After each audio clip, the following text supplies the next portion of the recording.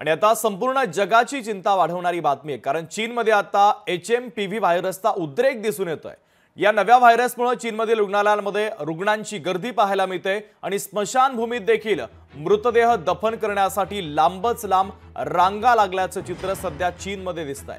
आणि याच पार्श्वभूमीवर महाराष्ट्राचा आरोग्य विभाग अलर्ट झालेला आहे। आरोग्य विभागाच्या वतीने नागरिकांसाठी सूचनांचं परिपत्रक जारी करण्यात आलंय। खबरदारी म्हणून नागरिकांना सूचनांचं पालन करण्याचं आवाहन आता डॉक्टरांनी केलेलं आहे।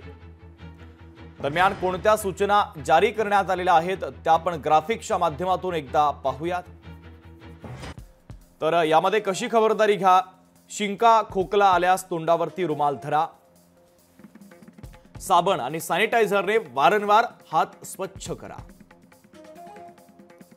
ताप खोकला असल्यास सार्वजनिक ठिकाणी जाणं टाळा, भरपूर पाणी प्या आणि पौष्टिक अन्न खा, घर आणि कार्यालयामध्ये पुरेशा व्हेंटिलेशनची काळजी घ्या,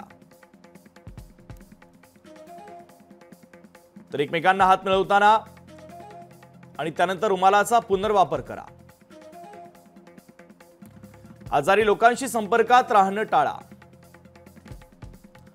डोळे नाक तोंडाला सतत स्पर्श करणं टाळा, सार्वजनिक ठिकाणी थुंकणं टाळा,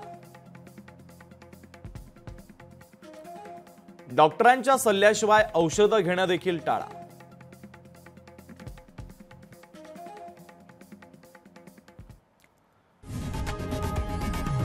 लोकशाही मराठी ऐका, पहा, जागरूक रहा।